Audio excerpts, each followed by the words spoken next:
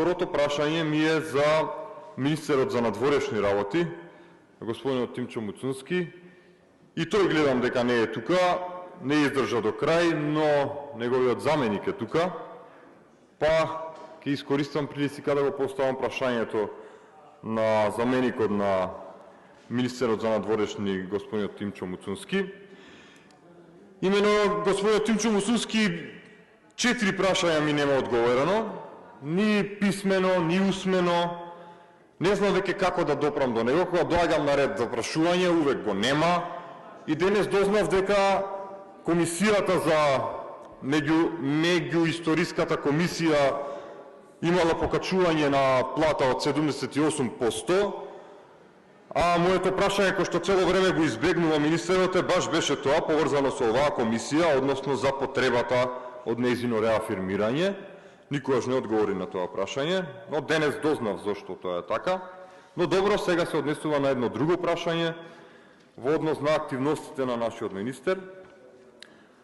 А тоа е во врска со декларацијата за стратешко партнерство која пред 2 недели министерот ја потпиша во Лондон со британскиот секретар за надворешни работи Дейвид Лами. Имено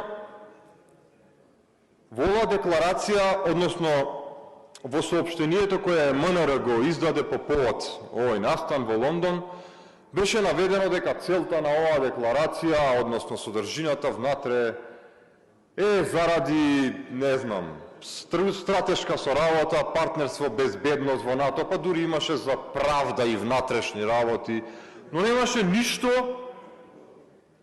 во врска со она што за истата оваа декларација по повод истиот настан, токму неговиот колега во Британија, Дейвид Лами, во својот пост на Твитер, на официјалниот негов Твитер профил, кој што меѓу другото вели дека таа се однесува и на соработка за спречување со нелегална миграција, односно кај него е, нели, tackle illegal migration. И сега, за да не шпекулираме, јас би сакал и директно да ја прашам на што се однесува тоа конкретно и дали конечно ние ќе добиеме во интегрална форма оваа декларација, за да не шпекулираме за што се работи, да можеме ние самите да видиме што навистина содржи таа декларација, за која мислам дека итно беше повикан без најава.